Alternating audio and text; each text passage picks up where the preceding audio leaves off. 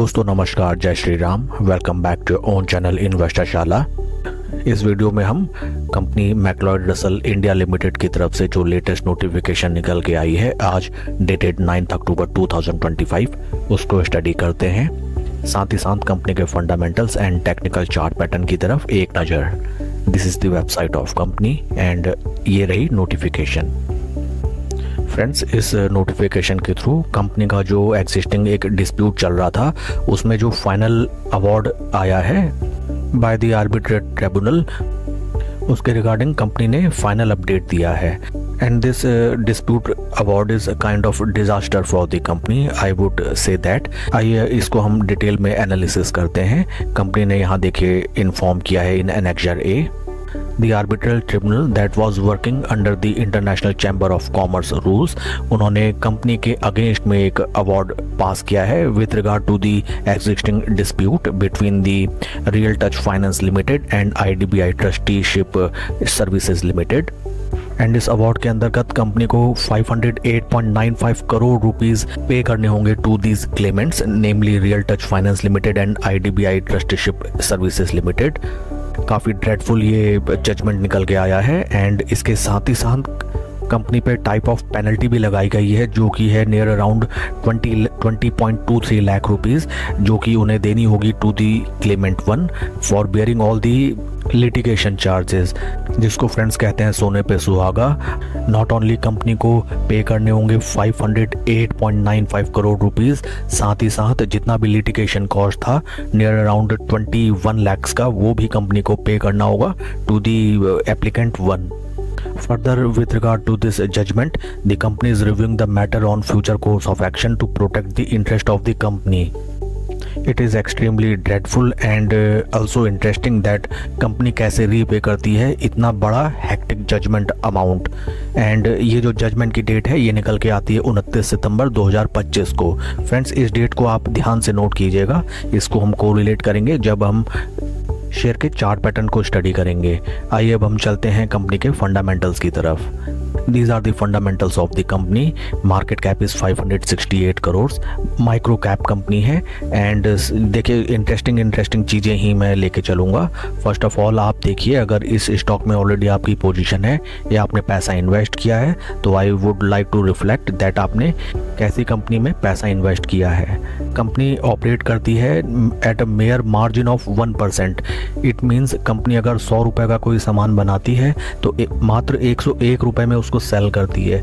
अब आप समझिए कैसे और कितने अमाउंट में कंपनी के मार्जिन्स निकल के आएंगे, वो कैसे अपने फिक्स्ड एंड वेरिएबल कॉस्ट को पे करेंगे, कैसे एम्प्लॉय की सैलरी रीपे करेंगे। That is totally amazing. 1% margin में काम करने से तो बेहतर है कि कंपनी बैंक में FD बना ले एंड कम से कम 7% वहाँ से कमाए।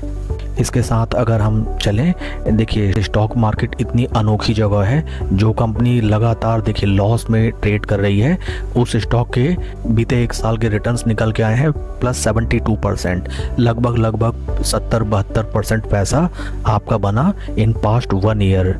and at that time entire market is trading down, but ये stock instead of all these negative things is trading at a positive rate of 72%।